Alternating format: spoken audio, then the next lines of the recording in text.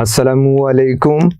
I am Muhammad Riyaz, your biology teacher from Stars Academy, Head Office, Johor Town, Lahore. आज हमने दिल की बात करनी है, यानी एनाटॉमी ऑफ हार्ट को पढ़ेंगे, यानी स्ट्रक्चर ऑफ हार्ट को पढ़ेंगे। सबसे पहले तो आप ये बताइए, ये हार्ट कहाँ पर होता है? आपकी बॉडी में इसकी जो लोकेशन है वो कहाँ पर है? तो याद रखिए, ये थोरेसिक कैविटी के अंदर होता है। फिर मोर एप्रोप्रिएटली हम कहते पेरिकार्डियल कैविटी के अंदर होता है। फिर स्टर्नम के हवाले से बात कीजिए तो हम कहते उससे स्लाइटली लेफ्ट साइड पर होता है। तो प्यारे बच्चों, ये तो लोकेशन ऑफ हार्ट आपको बता दी। अब आप बताइए, ये हार्ट कोई इम्पोर्टेंट स्ट्रक्चर है कि नहीं? आपको मालूम, ये ब्लड वेस्कुलर सिस्टम का इम्पोर्टेंट कंपोनेंट है, ये पंपिंग ऑर्गन है, ये मस्कुलर स्ट्रक्चर है। पूरी बॉडी में जो ब्लड की सर्कुलेशन है, जो डिफरेंट मटेरियल की ट्रांसपोर्ट जो ब्लड के थ्रू होती है, वो इसके पंपिंग एक्शन की वजह से होती है। तो प्यारे बच्चों, ये हार्ट तो बहुत इम्पोर्टेंट ऑर्गन है। अगर इम्पोर्टेंट है और यकीनन है, तो इसकी प्रोटेक्शन भी तो होनी चाहिए। तो आइए सबसे पहले हार्ट की जो प्रोटेक्शन है इसके हवाले से बात करेंगे। और भाई, ये जो प्रोटेक्शन है ये किसके अगेंस्ट रिक्वायर होती है? याद रखिए, 2 टाइप्स के डैमेजेस हो सकते हैं।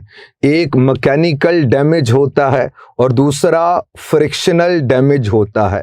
तो मैकेनिकल डैमेज से और फोर्स से प्रोटेक्ट करने की खातिर इसके अराउंड में रिब्स होती हैं, और फ्रिक्शनल डैमेजेस से प्रोटेक्ट करने की खातिर इसके अराउंड में एक कवरिंग होती है, और उस कवरिंग को हम पेरिकार्डियम कहते।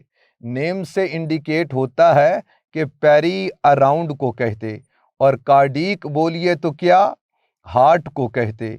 तो चूंकि हार्ट के अराउंड में होती है, इसीलिए इसे पेरिकार्डियम कहते। पेरिकार्डियम बेसिकली ये डबल मेम्ब्रेनस लेयर होती है, एक आउटर लेयर होती है और एक इनर लेयर होती है। तो आइए सबसे पहले जो आउटर मोस्ट लेयर है पेरिकार्डियम की, उसकी बात करते। उसे हम लोग बोलते हैं फाइब्रस पेरिकार्डियम। और ये जो फाइब्रस पेरिकार्डियम है, ये basically in elastic connective tissue से मिलकर बनी होती है। इन इलास्टिक होने का फ़ायदा ये होगा कि ये लेयर हार्ट को ओवर स्ट्रेचिंग से प्रोटेक्ट करेगी, और दूसरा हार्ट चैम्बर्स की ओवर फिलिंग से जो लेयर प्रोटेक्ट करती है वो फाइब्रस पेरिकार्डियम होती है। और प्यारे बच्चों, फाइब्रस पेरिकार्डियम के इन साइड पे नियर टू हार्ट जो लेयर होती है उसे हम कहते हैं सीरस लेयर है, और सीरस की एटमोलॉजी सीरम से है। चूंकि ये फ्लूइड को सिक्रेट करती है, इसीलिए इसे सीरस लेयर कहते। वो जो हार्ट के अराउंड में फ्लूइड होता है, पेरिकार्डियल फ्लूइड, उसको जो लेयर सिक्रेट करती है उसे सीरस लेयर बोलते हैं। इसीलिए तो नाम रखा सीरस। सीरस सीरम से है और सीरम फ्लूइड को कहते। तो ये पेरिकार्डियल फ्लूइड को सिक्रेट करेगी। पेरिकार्डियल फ्लूइड की केमिकल कंपोजिशन ये ब्लड प्लाज्मा की सी है या सेरिब्रोस्पाइनल फ्लूइड की सी है। अब ये जो लेयर है और हार्ट की जो आउटर मोस्ट वॉल है, उसके बीच में कैविटी होती है, स्पेस होती है, उसे पेरिकार्डियल कैविटी कहते। इसीलिए तो हम कहते कि हार्ट पेरिकार्डियल कैविटी के अंदर रखा होता है। इस सीरस लेयर और हार्ट वॉल्स में जो आउटर मोस्ट वॉल है उसे एपिकार्डियम कहते। इन दोनों के बीच में कैविटी, फिर वहाँ पर फ्लूइड आता है, उस फ्लूइड को पेरिकार्डियल फ्लूइड कहते। नेम से इंडिकेट होता है भाई, हार्ट के अराउंड में फ्लूइड है, उसे पेरिकार्डियल फ्लूइड कहते।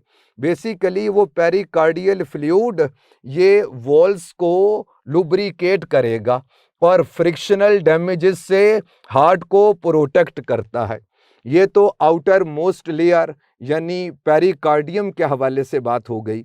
अब आइए बात करें वॉल्स ऑफ हार्ट की और लेयर्स ऑफ हार्ट की बात करते हैं। तो प्यारे बच्चों, हार्ट के अराउंड में आपको 3 लेयर्स मिलती हैं। जो outer most layer of heart होती है उसे हम लोग कहते हैं क्या? एपिकार्डियम। याद रखिए, एपी अपर को कहते हैं। तो जो हार्ट के अपर मोस्ट लेयर होगी उसे क्या बोलेंगे? एपिकार्डियम। और एपिकार्डियम और सीरस पेरिकार्डियम के बीच में कैविटी, पेरिकार्डियल कैविटी। फिर जो फ्लूइड होता है उसे पेरिकार्डियल फ्लूइड कहते हैं। मिडल लेयर के हवाले से बात कीजिए तो याद रखिए उसे हम कहते हैं मायोकार्डियम। नेम से इंडिकेट होता है, मायो हार्ट को कहते, कार्डियम कार्डिक से है, हार्ट को कहते, तो यानी मसल्स ऑफ हार्ट होते हैं। तो प्यारे बच्चों बताइए, हार्ट के जो मसल्स हैं उन्हें क्या कहते? उन्हें कार्डिक मसल्स कहते। और आपको याद आते होंगे कि ये इरेगुलरली स्ट्रिप्ड होते हैं, ये ब्रांच्ड होते हैं, ये इंटरकलेटेड डिस्क्स कंटेनिंग होते हैं और 1 न्यूक्लियस पर सेल यानी मोनोन्यूक्लिएटेड होते हैं। ये कार्डिक मसल्स के हवाले से आपने पढ़ा। जो पंपिंग एक्शन होता है वो बेसिकली कार्डिक मसल्स की वजह से होता है, वो मायोकार्डियम की वजह से होता है। और हार्ट की जो इनर मोस्ट लेयर होती है, जिस लेयर से ब्लड का डायरेक्ट कांटेक्ट होता है, उसे हम एंडोकार्डियम कहते, एंडो इनसाइड को कहते। तो प्यारे बच्चों, कार्डियम आपको मालूम हार्ट को कहते। तो हार्ट के जो इनर मोस्ट वॉल होती है, लेयर होती है, उसे एंडोकार्डियम कहते। जो वेल्व्स हैं बेसिकली वो एंडोकार्डियम से फॉर्म होते हैं। ये तो हार्ट की वॉल्स के हवाले से बात हो गई। अब आइए बात करें हार्ट चैम्बर्स के हवाले से। याद रखिए, हार्ट के हवाले से बात कीजिए तो इसमें आपको 4 चैम्बर्स मिलते हैं। 2 अपर चैम्बर्स होते हैं, 2 लोअर चैम्बर्स होते हैं। ये जो हार्ट का लोअर ब्लंट और कोन शेप्ड स्ट्रक्चर होता है इसे हम एपिक्स कहते हैं। और प्यारे बच्चों, ये जो अपर ब्रॉड पार्ट होता है इसे हम बेस कहते हैं। आपके मन में आएगा कि सर आमतौर पर जो लोअर पार्ट होता है उसे बेस बोलते। तो याद रखिए, एम्ब्रियोनिक स्टेजेस के अंदर ये जो एपिक्स ऐसे था, फिर ये मूव करते करते तो इस पोजीशन पर आ जाएगा। तो एम्ब्रियोनिक स्टेजेस के अंदर एपिक्स की पोजीशन लोअर साइड पर हो जाएगी और बेस की पोजीशन अपर साइड पर हो जाएगी। तो याद रखिए, इसीलिए ये जो लोअर ब्लंट कोन शेप्ड स्ट्रक्चर है इसे एपिक्स कहते और अपर ब्रॉड स्ट्रक्चर इसे हम बेस कहते। हार्ट के चैम्बर्स की बात कीजिए, 2 अपर चैम्बर्स होते हैं, 2 लोअर चैम्बर्स होते हैं। अपर चैम्बर्स को एट्रिया कहते, ये एंट्रेंस से बेटे ब्लड इनके थ्रू एंटर होता है हार्ट के अंदर। वैसे एट्रिया की एटमोलॉजी रेस्ट हाउस है, यानी ब्लड पूरी बॉडी में घूमकर यहां पर आकर रेस्ट करेगा, यानी एंट्रेंस इन चैम्बर्स के थ्रू होती है। और याद रखिए, ये जो लोअर चैम्बर्स होते हैं इन्हें वेंट्रिकल कहते। वेंट्रिकल की एटमोलॉजी एब्डोमेन है, हमने बेली के साथ एसोसिएट किया। तो ये जो लोअर ब्रॉड और वाइड चैम्बर्स होते हैं इन्हें वेंट्रिकल्स कहते। अब देख लीजिए कि स्मॉलर इन साइज वो एट्रिया हैं और प्यारे बच्चों लार्जर इन साइज ये वेंट्रिकल्स होते हैं। थिन वॉल्ड एट्रिया हैं और थिक वॉल्ड चैम्बर्स के हवाले से बात कीजिए तो वो वेंट्रिकल्स हैं। और थिकनेस के हवाले से भी बात कीजिए, जो लेफ्ट वेंट्रिकल होता है वो 3 टाइम्स मोर थिकर होता है as compare to right ventricle. और प्यारे बच्चों, रिसीविंग चैम्बर्स कौन होते हैं? एट्रिया को बोलते हैं। और डिस्ट्रीब्यूटिंग चैम्बर्स कौन होते हैं?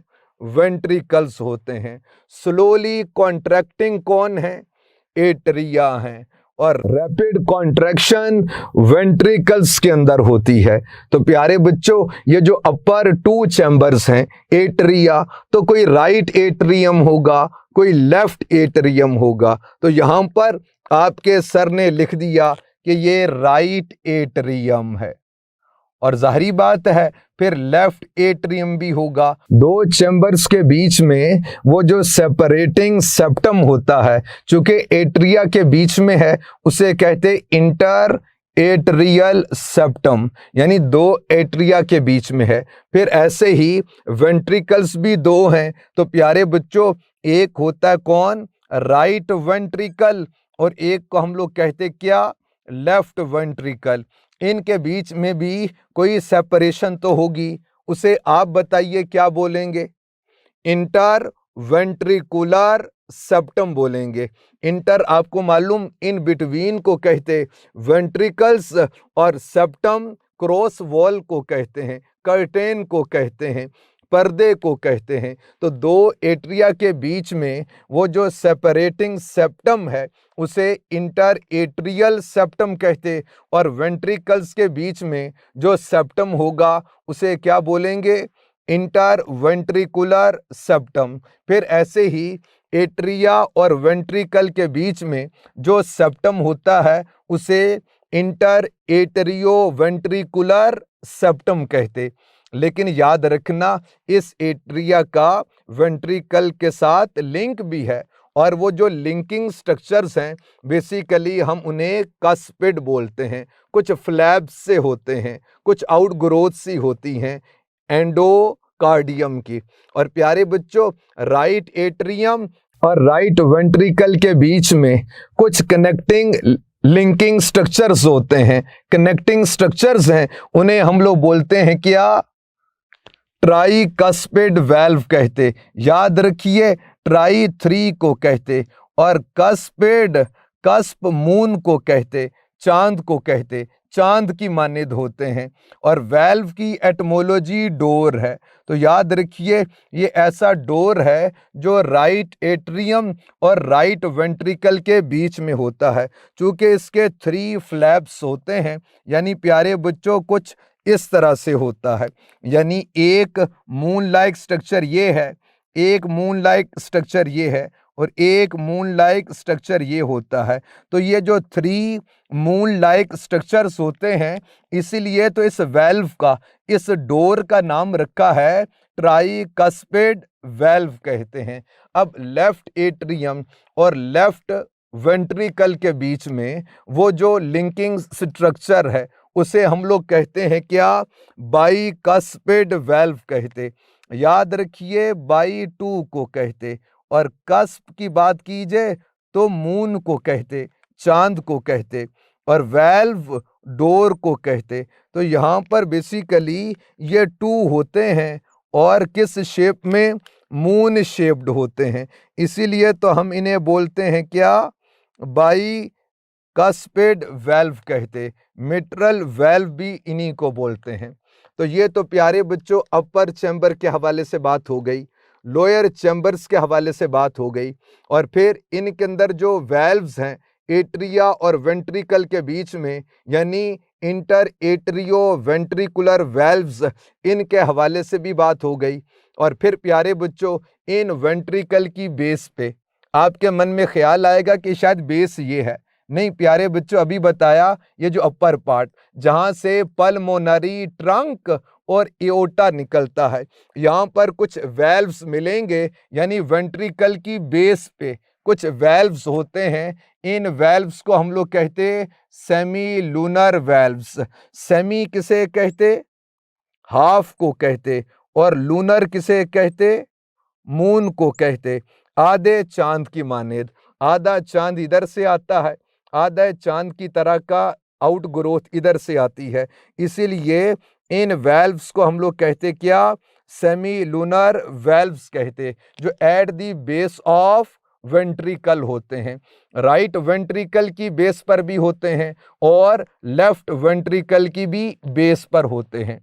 ये तो जो एनाटॉमी ऑफ हार्ट थी वो बता दी। और फिर प्यारे बच्चों एक इम्पोर्टेंट एमसीक्यू जो पूछा करते हैं वो देख लीजिए। अगर आपके सर ने ये यहाँ पर अगर इस तरह से बना दिया, क्या हम कहते लेफ्ट एट्रियम, और फिर इससे ये जो लिंकिंग स्ट्रक्चर है इसे आप बोल दीजिए क्या, लेफ्ट वेंट्रिकल। इन दोनों के बीच में जो वेल्व होते हैं उसे बेसिकली हम लोग बोलते हैं क्या, बाइकस्पिड वेल्व कहते। ये जो वेल्व्स हैं ना, इनका लिंक होता है पेपिलरी मसल्स के साथ। वेंट्रिकल की वाल से कुछ मसल्स ओरिजिनेट होते हैं, इन्हें हम लोग कहते पेपिलरी मसल्स। पपिला आउट ग्रोथ को कहते। तो ये जो आउट ग्रोथ की मानिद होते हैं, तो इन वेल्व्स का लिंक होता है इन पेपिलरी मसल्स के साथ थ्रू कॉर्डी टेंडनी। याद रखिए कॉर्ड रोड को कहते। टेंडन की एटमोलॉजी है टू स्ट्रेच। तो जो इन बाइकस्पिड वेल्व्स को इन पेपिलरी मसल तक एक्सटेंड कर दे, यानी वहां तक पहुंचा दे, उसे क्या कहेंगे, कॉर्डी टेंडनी। ये प्यारे बच्चों कौन है, लेफ्ट एट्रियम है। और ये कौन है, लेफ्ट वेंट्रिकल। और इनके बीच में ये बाइकस्पिड वेल्व हैं। और ये कौन है, पेपिलरी मसल्स हैं। और ये क्या है, कॉर्डी टेंडनी है। तो एमसीक्यू इस तरह से पूछा करते हैं कि bicuspid valves are directly linked with, तो बता दीजिएगा कॉर्डी टेंडनी। या ऐसे भी पूछा करते हैं कि bicuspid valves are linked with papillary muscles through chordae tendineae. ये हार्ट की एनाटॉमी आपने पढ़ ली। अब जो सर्कुलेशन ऑफ ब्लड है, डिस्ट्रीब्यूशन ऑफ ब्लड है, कुछ उसके हवाले से बातें आपसे करनी है। याद रखिए ये जो राइट एट्रियम की बात करें या राइट वेंट्रिकल की बात कीजिए, तो यहाँ पर जो ब्लड होता है बेसिकली वो डीऑक्सीजनेटेड ब्लड है। यहाँ पर ब्लड है कैसा, डीऑक्सीजनेटेड ब्लड है। तो फिर क्या होगा, याद रखिए वैसे 90% ब्लड वैसे ही अपर चैम्बर से लोअर चैम्बर्स की तरफ आ रहा होता है। वो जो 1% ब्लड रह गया या थोड़ा सा वो जो 10% ब्लड रह गया, तो प्यारे बच्चों हल्की सी कॉन्ट्रैक्शन होती है और रिमेनिंग 10% ब्लड राइट वेंट्रिकल के अंदर आ जाएगा। आप बताइए इस राइट वेंट्रिकल के अंदर जो ब्लड आया वो कैसा है, वो डीऑक्सीजनेटेड ब्लड है। अब साहब इस डीऑक्सीजनेटेड ब्लड का क्या करें, तो इसको ऑक्सीजन लेने के लिए लंग्स की तरफ सप्लाई कर देंगे। तो ये जो लंग्स की तरफ सर्कुलेशन होती है इसे पल्मोनरी सर्कुलेशन कहते हैं। तो ये राइट वेंट्रिकल की बेस से एक बहुत बड़ी सी आर्टरी निकलती है, उसे कहते पल्मोनरी ट्रंक कहते। और प्यारे बच्चों एक लेफ्ट लंग के अंदर एंटर हो जाएगी और एक राइट लंग के अंदर एंटर हो जाएगी, और वहां से ये ब्लड लाकर तो फिर पल्मोनरी वेन्स के थ्रू ये एंटर हो जाएगी किधर, लेफ्ट एट्रियम में। तो यहां पर ब्लड आ जाएगा कैसा, हम कहते ऑक्सीजनेटेड ब्लड। तो प्यारे बच्चों ये जो बेसिकली पल्मोनरी सर्कुलेशन है जो राइट वेंट्रिकल से शुरू होती है, फिर लंग से होते होते ये लेफ्ट एट्रियम पे आके ये पाथवे स्टॉप हो जाएगा। यानी पल्मोनरी सर्कुलेशन वो स्टार्ट होती है कहाँ से, राइट वेंट्रिकल से, लंग से होकर एंड होती है किधर, लेफ्ट एट्रियम पे। अब लेफ्ट एट्रियम में जो ब्लड है ये कैसा, हम कहते हैं ऑक्सीजनेटेड ब्लड है। तो यहां से ये ब्लड 90% ब्लड तो विदाउट कॉन्ट्रैक्शन वो लेफ्ट वेंट्रिकल के अंदर आ जाएगा। क्योंकि ऊपर से नीचे ही तो आना है, तो ये तो ऑटोमेटिक फ्लो हो रहा होगा। तो प्यारे बच्चों लेफ्ट वेंट्रिकल के अंदर जो ब्लड आ जाएगा इस ब्लड को हम लोग बोलेंगे कैसा है, ऑक्सीजनेटेड ब्लड है। इस ऑक्सीजनेटेड ब्लड का क्या करें, अब बॉडी के सारे सिस्टम्स को सप्लाई करेंगे, इसे सिस्टेमिक सर्कुलेशन कहते। ये सिस्टेमिक सर्कुलेशन लेफ्ट वेंट्रिकल से स्टार्ट होती है और लेफ्ट वेंट्रिकल की बेस से अपर पार्ट से एक बड़ी सी आर्टरी निकलती है, याद रखिए उसे एओर्टा कहते, यानी large artery is known as aorta. इसका ये जो पार्ट है असेंडिंग एओर्टा, सबसे पहले इसकी बेस से कुछ ब्लड वेसल्स निकलती हैं, और याद रखिए वो जो ब्लड वेसल्स हैं उन्हें बेसिकली हम लोग बोलते हैं क्या, कोरोनरी आर्टरीज बोलते। वैसे तो कोरोना हार्ट को भी कहते, और कोरोना की एटमोलॉजी है क्राउन, ताज को कहते हैं। जैसे आपने कोरोना वायरस को देखा हो तो उसकी शेप के हवाले से देखिए तो कैसा दिलकश पैटर्न है, और ऐसे महसूस होता है उसने कोई क्राउन, कोई ताज पहना है, इसीलिए तो उसे कोरोना कहते। तो प्यारे बच्चों, कोरोना हार्ट को भी कहते। तो याद रखिए ये जो हार्ट की मसल्स हैं उनको भी तो ऑक्सीजन रिक्वायर है, उनको भी तो ग्लूकोज रिक्वायर है, और पहला हक भी किसका है, ये हार्ट का है। तो इस एओर्टा से जो ऑक्सीजनेटेड ब्लड को पूरी बॉडी में सप्लाई करेगा, इसकी बेस से कुछ आर्टरीज निकलती हैं, उन्हें कोरोनरी आर्टरीज कहते, और कोरोनरी आर्टरीज हार्ट के सेल्स को, मसल्स को ऑक्सीजनेटेड ब्लड सप्लाई करेगी। और याद रखना, ब्लड सप्लाई करने का मतलब ये है कि उस ब्लड के अंदर जो ऑक्सीजन मौजूद है वो सप्लाई करेगी, जो न्यूट्रिएंट्स मौजूद हैं वो सप्लाई करेगी। ब्लड वेसल्स के अंदर कन्फाइंड रहेगा। ये जो असेंडिंग एओर्टा, ये अपर पार्ट जाके एक आर्क की तरह का स्ट्रक्चर बनाता है, इसे एओर्टिक आर्क बोलते हैं। प्यारे बच्चों, इस एओर्टिक आर्क के हवाले से बात कीजिए तो इसमें से फर्दर 3 ब्लड वेसल्स ओरिजिनेट होती हैं। अब ये कौन कौन सी ब्लड वेसल्स हैं, तो याद रखिए ये है लेफ्ट सबक्लेवियन आर्टरी होती है, बेसिकली ये राइट आर्म को ब्लड सप्लाई करेगी, और ये जो स्लाइटली लेफ्ट ही है इसे बोलते हैं लेफ्ट कॉमन कैरोटिड आर्टरी। ये बेसिकली लेफ्ट साइड पे ये जो नेक है इसको ब्लड सप्लाई करेगी, फेस को ब्लड सप्लाई करेगी, और ब्रेन को ब्लड सप्लाई करेगी।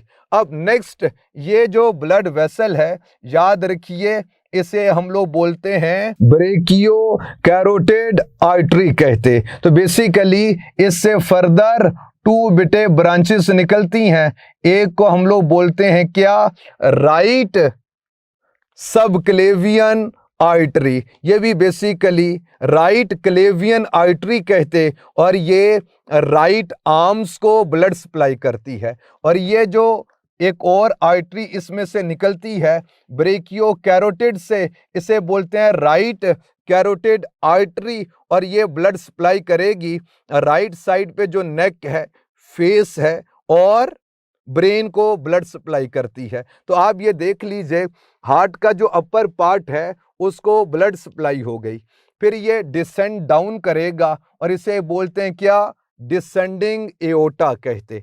और प्यारे बच्चों, जब ये डाउनवर्ड मूव करता है तो रास्ते में जो जो कंपोनेंट्स आते हैं ये उन्हें क्या करेगा, ब्लड सप्लाई करता रहेगा, और फिर ये एंटर हो जाएगा किधर, एक 2 ब्रांचेस होती हैं इसमें, एक राइट लेग के अंदर एंटर हो जाएगी और एक लेफ्ट लेग के अंदर एंटर हो जाएगी।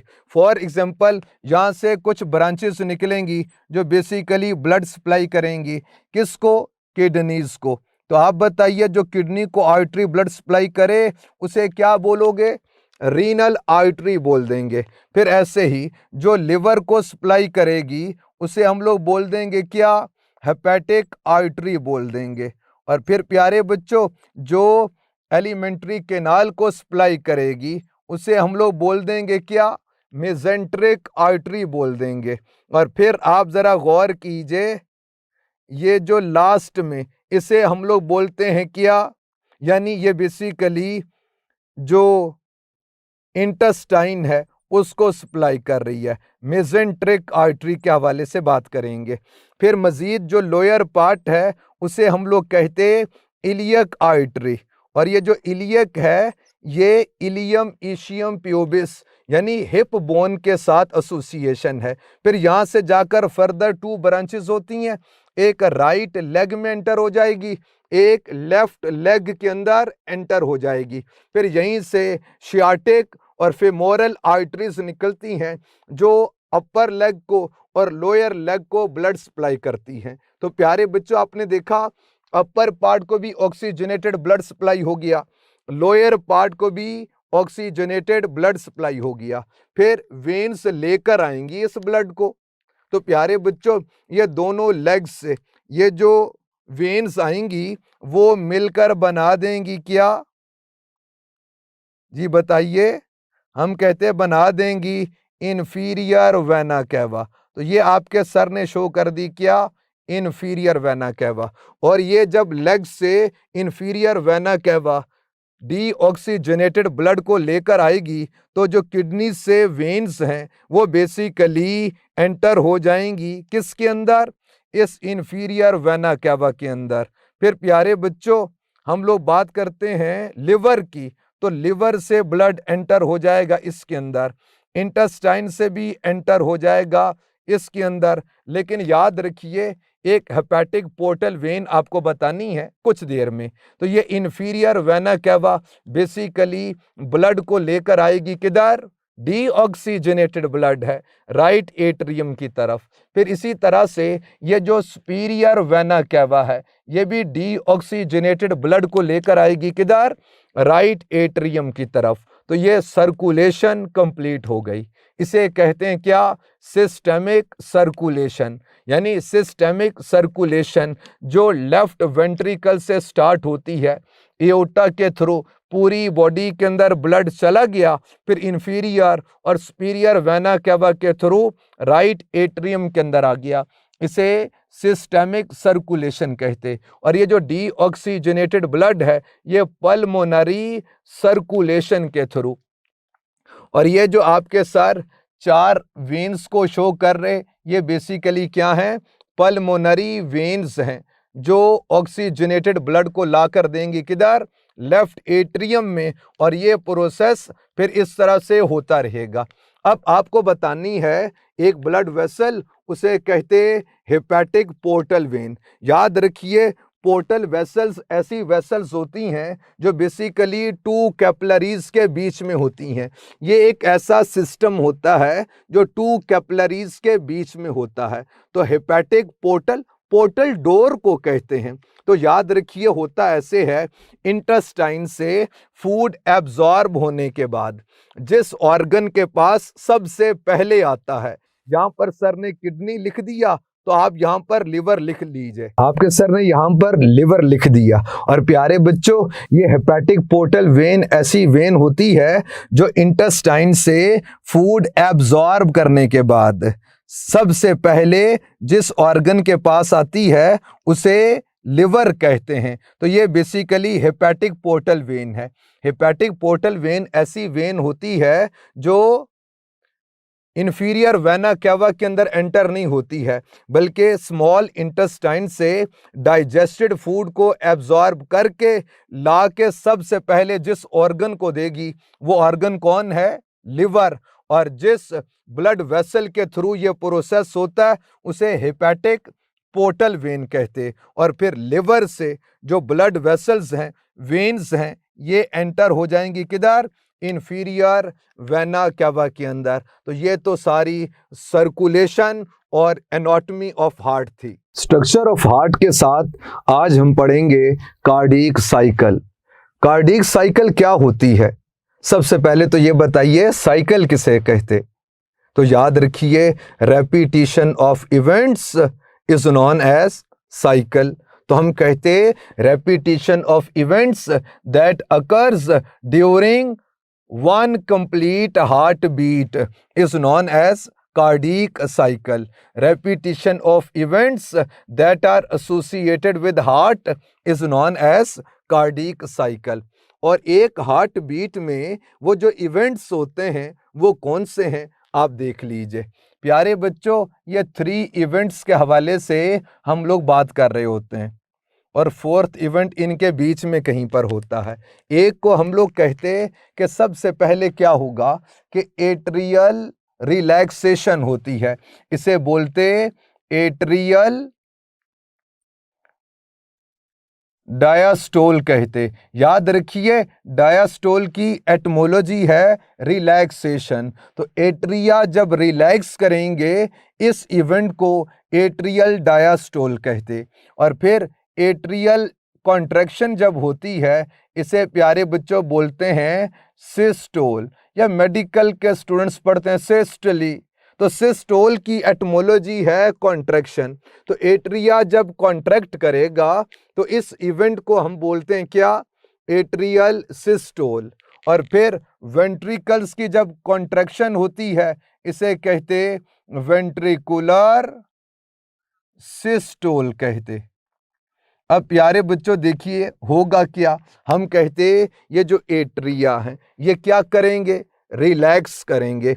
तो इन्फीरियर वेना कैवा से, सुपीरियर वेना कैवा से और कुछ कोरोनरी वेन्स भी वो राइट एट्रिया के अंदर आकर एंटर हो जाएंगी।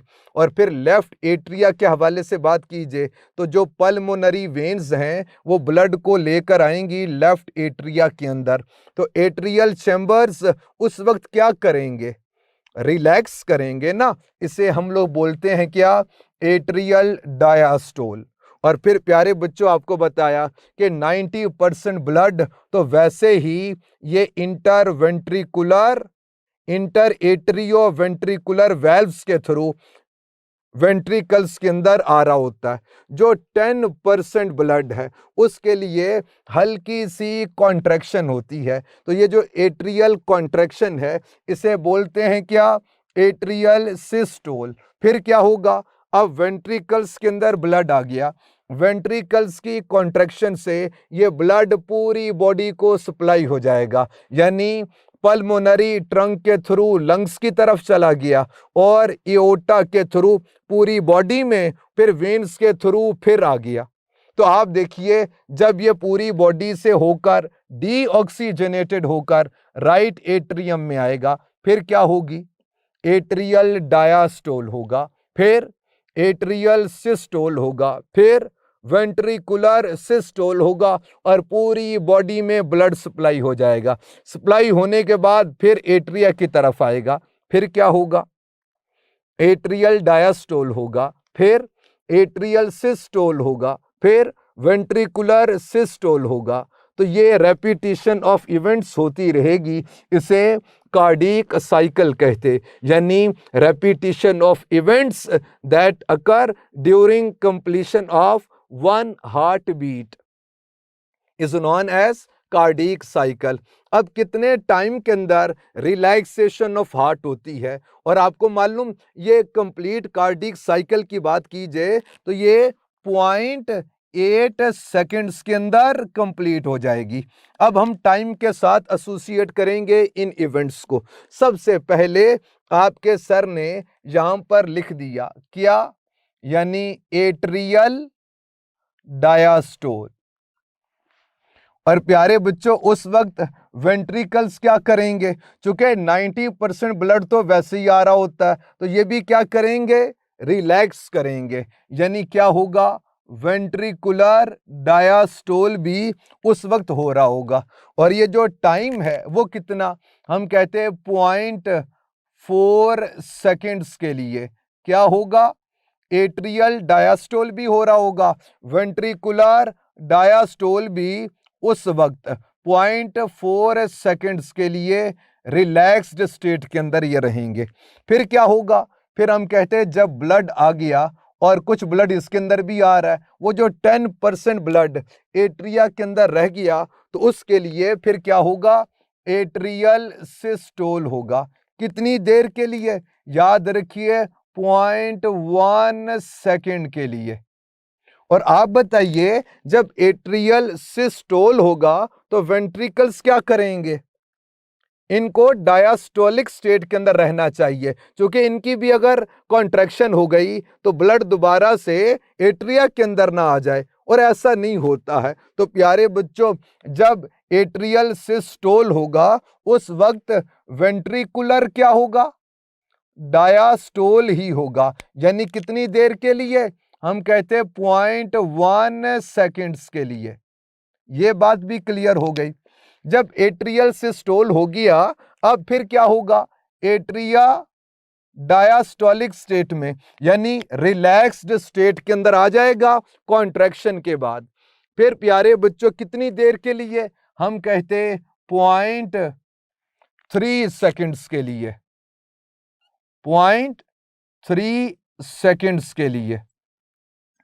और प्यारे बच्चों आपने याद रखना है, अब क्या होगा, चूंकि वेंट्रिकल्स फिल हो गए हैं ब्लड से, अब वेंट्रिकुलर सिस्टोल होगा, यानी वेंट्रिकुलर कॉन्ट्रैक्शन होगी, सिस्टोल होगा। कितनी देर के लिए, 0.3 सेकेंड्स के लिए। और फिर क्या होगा, ये ब्लड सर्कुलेट करेगा पूरी बॉडी में घूमकर, फिर आ जाएगा किधर, एट्रिया के पास। तो 0.4 सेकेंड्स के लिए एट्रियल डायास्टोल और वेंट्रिकुलर डायास्टोल होगा।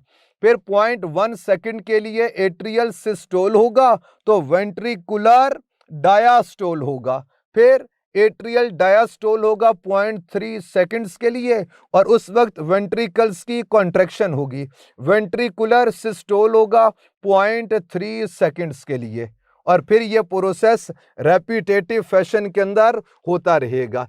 अगर आप गौर कीजिए तो एट्रिया का जो रिलैक्सेशन टाइम है वो कितना है, 0.4 सेकेंड प्लस 0.3 सेकेंड, 0.7 सेकेंड्स के लिए एट्रियल डायास्टोल हो रहा है यानी रिलैक्सेशन हो रही है, और 0.1 सेकेंड के लिए क्या होगा, एट्रियल सिस्टोल कॉन्ट्रैक्शन होगी। फिर वेंट्रिकुलर डायास्टोल देखिए तो 0.5 सेकेंड्स के लिए रिलैक्सेशन होती है और 0.3 सेकेंड्स के लिए क्या है, सिस्टोल है, कॉन्ट्रैक्शन है। तो हार्ट ज्यादा अरसे में रिलैक्स कर रहा होता है और लाइफ में थोड़ी देर के लिए वर्किंग कर रहा होता है। वर्किंग से मुराद ये है कि कॉन्ट्रैक्ट कर रहा होता है। अब प्यारे बच्चों कुछ वेल्व्स हैं, आइए उनके हवाले से बात करें। सबसे पहले मैं आपको बता रहा हूं एट्रियो वेंट्रिकुलर वेल्व्स की बात कर रहा हूं, यानी एट्रियो वेंट्रिकुलर वेल्व्स की बात बता रहा हूं, यानी ये बाइकस्पिड वेल्व्स भी शामिल हैं और ट्राइकस्पिड वेल्व्स भी शामिल। तो प्यारे बच्चों जब एट्रिया रिलैक्स करे, वेंट्रिकल भी रिलैक्स कर रहा है और ब्लड आ रहा है, तो आप बताइए ये एट्रियो वेंट्रिकुलर वेल्व्स को ओपन होना चाहिए कि क्लोज होना चाहिए, तो यकीनन ओपन होना चाहिए चूंकि ब्लड आ रहा है। फिर प्यारे बच्चों जब एट्रियल सिस्टोल होगा तो जारी बात है ब्लड ने वेंट्रिकल्स के अंदर आना है, उस वक्त भी इंटर एट्रियो वेंट्रिकुलर वेल्व्स ये कैसे रहेंगे, ओपन रहेंगे। अब नेक्स्ट जरा देखिए, जब वेंट्रिकल्स की कॉन्ट्रैक्शन होगी, सिस्टोल होगा, तो ये इंटर एट्रियो वेंट्रिकुलर वेल्व्स इन्हें क्या होना चाहिए, इन्हें क्लोज होना चाहिए। तो प्यारे बच्चों जैसे ही वेंट्रिकल्स की कॉन्ट्रैक्शन शुरू होती है तो ये वेल्व्स क्लोज हो जाएंगे और क्लोज होने से वाइब्रेशन होती है, उस वाइब्रेशन से एक साउंड प्रोड्यूस होती है और उस साउंड को हम कहते लब, यानी डबल बी के साथ है, आवाज दूर तक आती है, यानी लब। याद रखिए जब डोर क्लोज होंगे फिर जब वो टकराएंगे वाइब्रेशन होगी तो तब आवाज आती है। तो ये inter atrio ventricular valves close होंगे कब, जब वेंट्रिकल कॉन्ट्रैक्ट करेंगे तो साउंड वाइब्रेशन की वजह से आती है, उसे क्या कहते, लब। अब आइए ये जो सेमी लूनर वेल्व्स होते इनके हवाले से बात करें। सेमी लूनर वेल्व्स इनकी बात करेंगे। जारी बात है अगर तो वेंट्रिकल्स की कॉन्ट्रैक्शन नहीं हो रही तो ये वेल्व्स ओपन क्यों होंगे, भाई नहीं होंगे, तो ये यहां पर क्लोज रहेंगे। फिर यहां पर भी देखिए वेंट्रिकुलर सिस्टोल तो नहीं है, डायास्टोल है, रिलैक्स कर रहा है, तो क्लोज ही रहेंगे, क्योंकि यहां से ब्लड ने मूव करना ही नहीं तो ओपन क्यों हो। फिर प्यारे बच्चों, जब वेंट्रिकुलर सिस्टोल होगा, ये सेमी लूनर वेल्व्स ओपन हो जाएंगे, तो यहां पर ये ओपन हो जाएंगे, और जैसे ही ये वेंट्रिकुलर सिस्टोल कंप्लीट होगा, ये रिलैक्सेशन की तरफ मूव करने वाले होंगे, उस वक्त ये जो ब्लड है ये दोबारा बैकवर्ड मूव करने की कोशिश करेगा, तो फिर ये वेल्व्स क्लोज हो जाएंगे। जैसे क्लोज होंगे, इनके मिलने से फिर वाइब्रेशन प्रोड्यूस होगी, तो इन सेमीलुनर वेल्व्स की क्लोजिंग की वजह से फिर एक साउंड प्रोड्यूस होती है, उसे कहते डब। तो अगर आप गौर कीजिए तो हार्ट से जो साउंड आती है वो कैसी है, वो लब डब लब डब, इस तरह की साउंड आपको हार्ट से आती है। तो प्यारे बच्चों, कार्डियक साइकिल जब होती है उसमें कौन कौन से इवेंट्स होते और कितनी कितनी देर के लिए होते, ये आपके सामने लिख दिया, इसे पढ़ लीजिएगा। कोई बात ना समझ आए पूछ लीजिएगा। अल्लाह हाफिज।